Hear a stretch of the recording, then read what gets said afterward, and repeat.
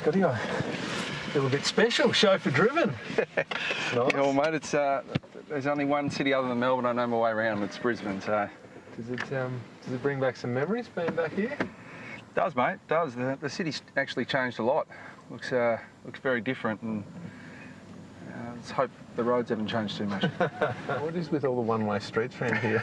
I'll get long. I don't know where we're going. Mate, between the one-way streets, the river, which winds all through the city, sometimes you can't tell whether you're on the north side or the south side. Took me about a decade to get used to it, and then I left.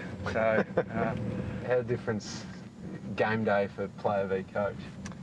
I think it's very different. I mean, I try and do a little bit of exercise more just to freshen up mentally. I mean, the players are mostly into their physical preparation by now, so they're really attuned to their diet, to what they need to do with physio and massage, and just to be physically as ready for the game as they can. Whereas for coaches, it's all a mental game.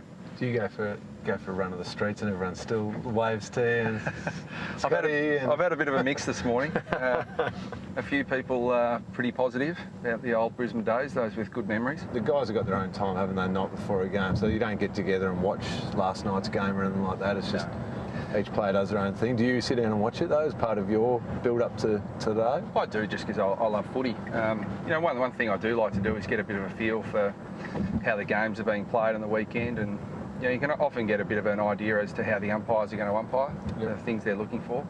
Last night's game, the Geelong-Essendon game, I thought the umpires were looking to pay the free kick to the first player for the footy, and so that's some tiny little things I get out of it. But we always train in Melbourne before we travel, and that way, like last night, when we have a delayed flight, we get delayed on the ground in Brisbane.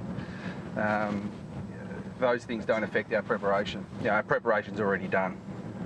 Don't get just a little bit grumpy, just a little bit frustrated? No, I saved that for the 2 hours of game day. As a coach, can you tell if the guys are ready right up for it and it's going to be good, or is that all a myth?